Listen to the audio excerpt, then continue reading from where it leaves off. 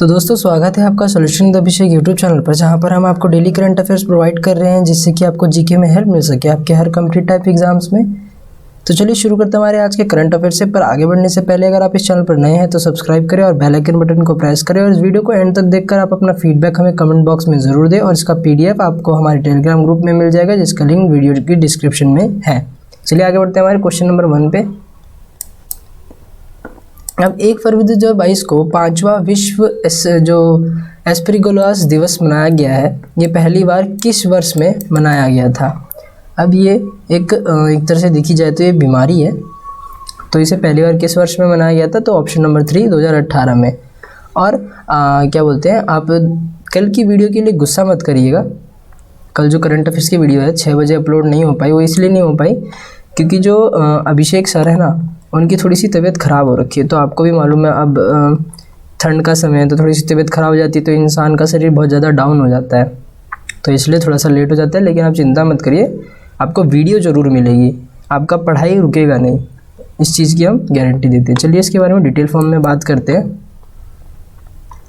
अब 1 फरवरी 2022 को 5वां विश्व एस्परगिलोस दिवस है, ये मनाया जाता है। इस दिन का उद्देश्य फंगल संक्रमण है, इसके बारे में जागरूकता बढ़ाना और है जिसका अक्सर पहचान नहीं हो पाती है। ब्रिटेन के मैनचेस्टर में नेशनल एस्परगिलोस सेंटर के मरीजों ने एस्परगिलोस जागरूकता के लिए इस दिन को बनाया था। ये पहली बार 2018 में मनाया गया था। यानी ये हालांकि बीमारी है, फंगल इन्फेक्शन है, ज़्यादा खतरनाक नहीं है। अब क्वेश्चन नंबर 2 की ओर चलते हैं। निम्नलिखित में से सेवा के तहत 1 फरवरी 2022 से दवाओं की होम डिलीवरी शुरू हो गई। अब किस सेवा के तहत हुई है? तो ये है सेहत, ऑप्शन नंबर 1। चलिए इसके बारे में डिटेल फॉर्म में जानते हैं। Services E health assistant and teleconsultation सेहत। 1 फरवरी 2022 से दवाओं की होम डिलीवरी शुरू हो गई है। डिजिटल इंडिया और ई गवर्नेंस के प्रति सरकार की प्रतिबद्धता के तहत रक्षा मंत्री राजनाथ सिंह ने मई 2021 में सेहत की शुरुआत की थी। और जो सेहत रक्षा मंत्रालय है इसकी सेवा टेलीकंसल्टेशन सेवा है, जिसे भी हकदार कर्मियों और उनके परिवार के लिए डिजाइन करा गया है। चलिए क्वेश्चन नंबर 3 की ओर बढ़ते हैं। अगले 3 वर्षों की अवधि में कितनी नई पीढ़ी की वंदे भारत ट्रेन लाई जाएंगी? तो इसका आंसर है ऑप्शन नंबर 3 400 ट्रेन। चलिए इसके बारे में डिटेल फॉर्म में जानते हैं। लगभग सभी मौजूदा डाकघर खातों तक ऑनलाइन पहुँच और वाणिज्यिक बैंकों और डाकघर बैंकों के बीच धन के जो हस्तांतरण को सक्षम करने के लिए कोर बैंकिंग प्रणाली के अंतर्गत आएंगे। अगले 3 वर्ष की अवधि में नई पीढ़ी की 400 वंदे भारत ट्रेन लाई जाएंगी। 5G स्पेक्ट्रम की नीलामी की भी घोषणा कर दी गई है। विभिन्न राज्यों में 5 नदी जो है लिंक परियोजना की भी मंजूरी दे दी गई है। चलिए आगे बढ़ते हैं क्वेश्चन नंबर 4 की ओर। बजट 2022 से 23 के अनुसार ये जो राजकोषीय घाटा सकल घरेलू उत्पाद के लिए कितना प्रतिशत पर ये आंका गया है, मतलब इसे आंका गया है कि एक तरह से हाँ इतना होगा ये सकल घरेलू उत्पाद। तो इसका आंसर है ऑप्शन नंबर 3 6.4। अभी हाल ही में ही बजट रिलीज़ हुआ है अपना 1 तारीख को, तो उससे रिलेटेड जितने भी क्वेश्चन हैं वो भी इस करंट अफेयर्स में कवर करे गए हैं और जो 3 फरवरी से रिलेटेड है वो भी इसमें कवर करे गए हैं इंपॉर्टेंट क्वेश्चन। और जो 2 फरवरी के हैं वो भी इसमें रिलेटेड है, क्योंकि क्या होता है कि जो चीज़ 2 को हो जाती है तो वो कभी कभी 3 को पता चलती है।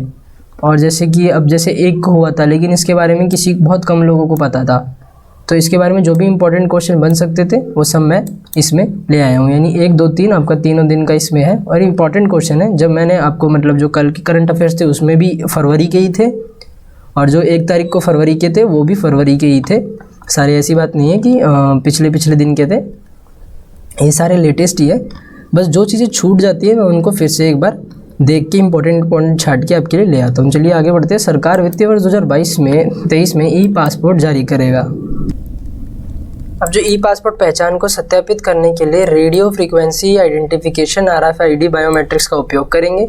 अब ये जो बैटरी स्वैपिंग पॉलिसी है इसका भी ये लोग पेश करेंगे। और जो ये सकल घरेलू उत्पाद है इसका 6.4% इसको 22-23 के लिए आका गया है। राजकोषीय घाटा है ये और कुल खर्च 39.45 करोड़ रुपए ये आके गए हैं, मतलब ये अनुमान है एक तरह से। चलिए आगे बढ़ते हैं। सरकार ने डिजिटल संपत्ति के हस्तांतरण से होने वाली आय पर कितना जो है प्रतिशत पर कर लगाने का फैसला किया है, जो देश में सबसे ज़्यादा टैक्स बैंड है? तो इसका आंसर है ऑप्शन नंबर 3 30।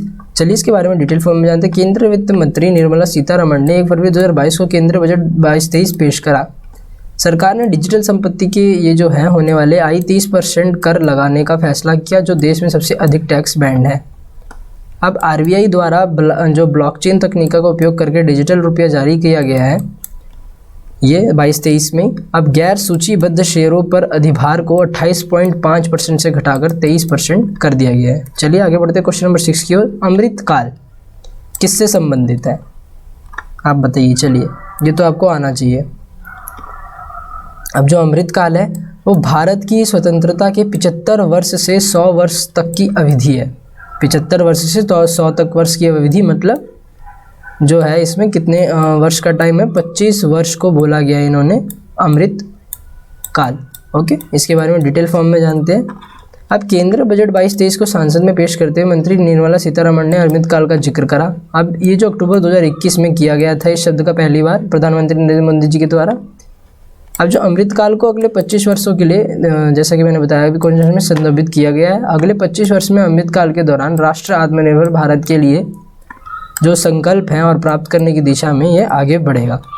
लोगों और ग्रह के लिए आर्द्र जो भूमि है इसका महत्वपूर्ण भूमिका के बारे में वैश्विक जागरूकता बढ़ाने के लिए किस दिन को विश्व आर्द्र भूमि दिवस के रूप में मनाया जाता है, चलिए बताइए।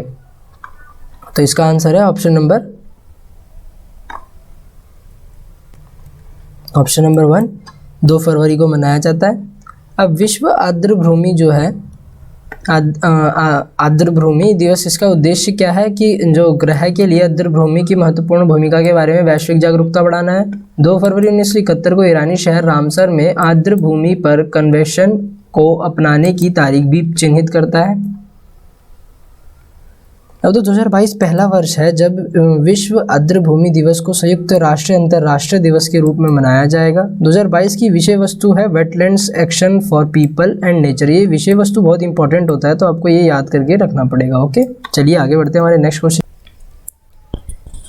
तो जो केंद्रीय बजट है 2022 में जो निकला है, अब केंद्रीय बजट के बारे में जो क्वेश्चन है वो बताता हूँ मैं आपको। ये खेलो इंडिया कार्यक्रम के लिए कितने राशि आवंटित इसमें करा गया है, चलिए। तो इसका आंसर है ऑप्शन नंबर 3 974 करोड़। इसके बारे में डिटेल फॉर्म में जानते हैं। केंद्र सरकार ने वित्त वर्ष 2022-23 के लिए 305.58 करोड़ रुपए की वृद्धि के साथ 3062.60 करोड़ के रुपए ये आवंटित करे गए हैं।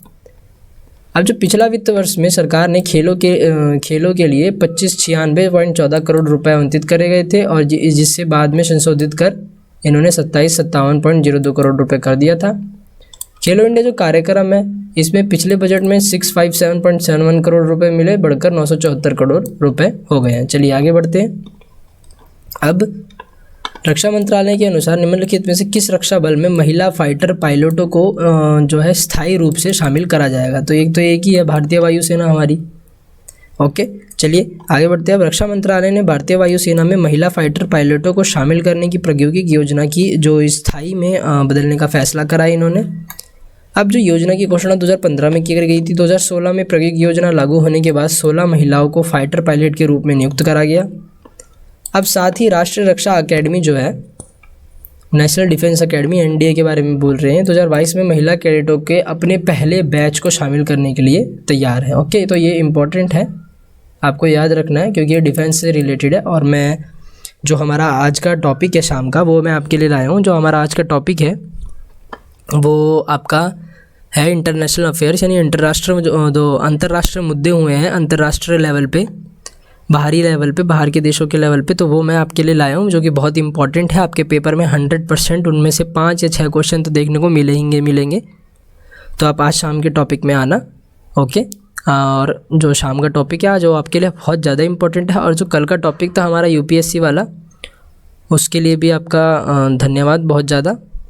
आप आई होप कि आपको पसंद आया होगा और आपने उसे देखा भी होगा, और मेरा तो यही कहना है कि आप उसे देखिए, और जितने भी यूपीएससी की तैयारी कर रहे हैं वो आपके लिए फ़ायदेमंद रहेगा। मैं आपके लिए ऐसी चीज़ें लाता ही रहूँगा, ऐसी बात नहीं है कि नहीं लाऊँगा, पर अगर आप पढ़ेंगे तो ज़्यादा सही रहेगा। क्योंकि जो यूपीएससी डोज है ना, वो एक तरह से मानिए कि सबसे बेस्ट चीज़ है आपको एक तरह से मानिए कि बहुत फ़ायदा देगी, बहुत फ़ायदा, अगर आप उसे मन लगा के पढ़ते हैं तो। जो भी मैं आपके लिए चीज़ ला रहा हूँ करंट अफेयर से रिलेटेड, ऐसा कोई पढ़ाएगा नहीं। डेली करंट अफेयर हर कोई पढ़ाता है, पर टॉपिक वाइज कोई नहीं पढ़ाता रिवीजन करवाने के लिए। ओके, चलिए क्वेश्चन नंबर 10, निम्नलिखित में से किसने सेना की उत्तरी कमान के general officer commanding in chief के रूप में जो पदभार ग्रहण इन्होंने करा है? तो इसका आंसर है option number 4, lieutenant general Upendra Dwivedi. Lieutenant general Upendra Dwivedi फरवरी 2022 के अनुसार में सेना के जो उधमपुर स्थित उत्तरी कमान के general officer commanding in chief के रूप में इन्होंने ये ग्रहण करा पदभार। लेफ्टिनेंट जनरल योगेश कुमार जोशी के जो सेवानिवृत्त होने पर पद ग्रहण करा गया है। अब जो ये पहले थल सेनाध्यक्ष के रूप में कार्यरत थे, इन्होंने भारत म्यांमार सीमा पर कश्मीर घाटी असम राइफल सेक्टर में अपनी बटालियन की जो कमान है ये संभाली थी। हाल ही में लेफ्टिनेंट जनरल मनोज पांडे फरवरी 2022 के अनुसार को थल सेनाध्यक्ष के रूप में नियुक्त करा गया है, जो कि हमने अभी हाल ही में ही पढ़ा था करंट अफेयर्स में, शायद 29, 30 या फिर 31 तारीख का ये करंट अफेयर था, तो आपको ये चीज़ भी याद रखनी है। चलिए आगे बढ़ते हैं। 2022-23 के बजट में संस्कृत मंत्रालय के लिए कितनी प्रतिशत राशि बढ़ाई गई है? तो आपके हिसाब से कितनी बढ़ाई गई होगी? ये जो मैंने गलती से मार्क कर दिया था वो आंसर नहीं है, इसका आंसर है ऑप्शन नंबर 1, 11.9%। चलिए आगे बढ़ते हैं। संस्कृति मंत्रालय के लिए 2022-23 के बजटीय आवंटन में जो 21-22 के बजट अनुमान बी की तुलना में 11.9% की वृद्धि की गई है। अब भारतीय पुरातत्व सर्वेक्षण एसआई है, इसको 1080 करोड़ रुपए आवंटित किए गए, जो कुल राशि 35% है। अब जो मंत्रालय है ये इतने जो राशि है करोड़ रुपए की राशि आवंटित करे गए हैं, जो पिछले बजट में इतने राशि करोड़ रुपए करे गए थे, तो ये ऑब्वियसली इससे बड़ा है, मतलब ज़्यादा है। तो आपको जो ये मैं जैसे कि 1080 करोड़ रुपए, अब 3009.505 है, तो 2687.99 करोड़ रुपए, ये सब आपको याद रखना है, क्योंकि करंट अफेयर्स के जो क्वेश्चन होते हैं उसमें बाई चांस पैसे जो मुद्रा होती है, मुद्रा कह रहा हूँ, जितना भी अमाउंट होता है, राशि होती है, वो भी पूछ दी जाती है, तो ये भी एक तरह से इम्पोर्टेंट होता है। अब वर्तमान केंद्र संस्कृति मंत्री श्री कौन है? वर्तमान में इसके केंद्रीय संस्कृति मंत्री श्री GK रेड्डी। अब देखिए आपके लिए कितनी सही चीज़ें, यहाँ पे करंट अफेयर्स के बारे में पता चल गया और यहाँ पे स्टैटिक GK के बारे में पता चल गया, तो आपको ये सब चीज़ें पढ़नी चाहिए और मैं कोशिश करूँगा कि मैं अच्छी से अच्छी चीज़ प्रोवाइड कर सकूँ आपको, जो कि मैं करता हूँ एक तरह से अगर देखा जाए तो। अगर आपको लगता है कि नहीं करता तो आप कमेंट बॉक्स में ज़रूर बताइएगा, और क्या गलती करते हैं हम वीडियो में आप ये भी बताइएगा। चलिए आगे बढ़ते हैं क्वेश्चन नंबर 12 की ओर। केंद्रीय बजट 2022 के अनुसार भारत अन्य देशों को विकास सहायता के रूप में कितना प्रदान कर रहा है? तो 6292 करोड़ इन्होंने प्रदान करा है। भारत ने अपने बजट में अफगानिस्तान के लिए विकास सहायता के रूप में 200 करोड़ रुपए की राशि निर्धारित करी है। वित्त मंत्री निर्मला सीतारमण है, इन्होंने बजट में 22-23 के विदेश मंत्रालय को कुल 17,250 करोड़ रुपए आवंटित किए गए, 17,000। अब इसमें से 6,292 करोड़ रुपए भारत के पड़ोसी देश को साथ साथ अफ्रीका और लैटिन अमेरिका में भी विकास के लिए दिया गया है। चलिए आगे बढ़ते हैं। केंद्रीय बजट 2022 में अंतरिक्ष विभाग को कितनी धनराशि आवंटित करी गई है? तो इसका आंसर है ऑप्शन नंबर 1, 13,700 करोड़। चलिए इसके बारे में डिटेल फॉर्म में जाते हैं। वित्त मंत्री जो है हमारी, इन्होंने केंद्र बजट में अंतरिक्ष विभाग को इतना करोड़ रुपए आवंटित करा है। अब जो पिछले बजट में 12,642 करोड़ रुपए था, जो 1,058 करोड़ रुपए इन्होंने अनुमान लगाया था, तो इससे ऑब्वियसली इसी बात है कि वृद्धि हुई है, और इससे वृद्धि ये हुई है। और जो एक बड़ा हिस्सा जो है 10,534 करोड़ रुपए अंतरिक्ष प्रौद्योगिकी के लिए तहत बनाया गया है, और जो इसरो के अधिकांश केंद्रों को कवर करता है। चलिए आगे बढ़ते हैं क्वेश्चन नंबर 14 की ओर। अब जो केंद्र बजट है 2022 में डेडिकेटेड फ्रेट कॉरिडोर के लिए कितना राशि आवंटित करा गया है? ठीक है, बताइए। चलिए इसका आंसर है ऑप्शन नंबर 1, 15,710.44 करोड़ रुपए। अब केंद्रीय बजट ने रेल मंत्रालय को इतना जो राशि है आवंटित करा गया है, जो पिछले वित्त वर्ष 21-22 से संशोधित आंकड़ों से 20,311 करोड़ रुपए अधिक है। ओके, अब इसने डेडिकेटेड फ्रेट जो कॉरिडोर है इसके लिए 15,710.44 करोड़ रुपये आवंटित किया। संचालन और रखरखाव के लिए रेलवे द्वारा ये मुद्रित करा गया। अब इसमें जो जितने भी सहित उद्यम और विशेष प्रयोजन वाहनों में निवेश के लिए 38,686.59 करोड़ रुपए रखे गए थे। वर्तमान केंद्रीय रेल मंत्री श्री अश्विनी वैष्णव है।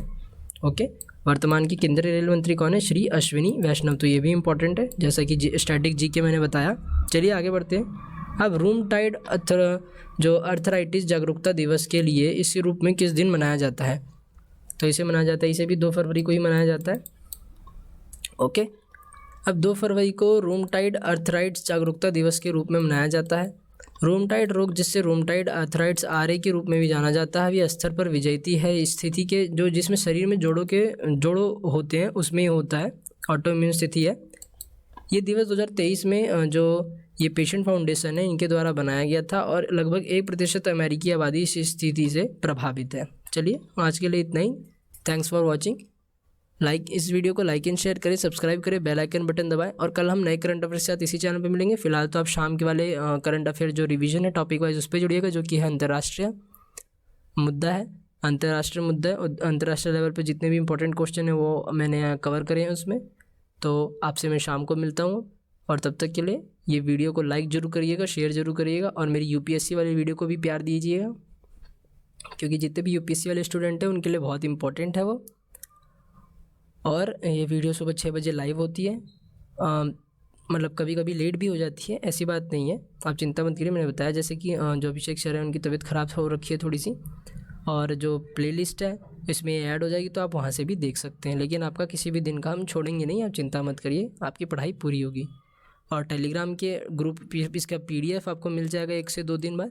इसका PDF के लिए आप टेलीग्राम को ग्रुप ज्वाइन कर लीजिए, जो कि जिसका लिंक डिस्क्रिप्शन में है। ओके, चलिए फिर कल शाम को मिलते हैं, तब तक के लिए जय हिंद, वंदे मातरम।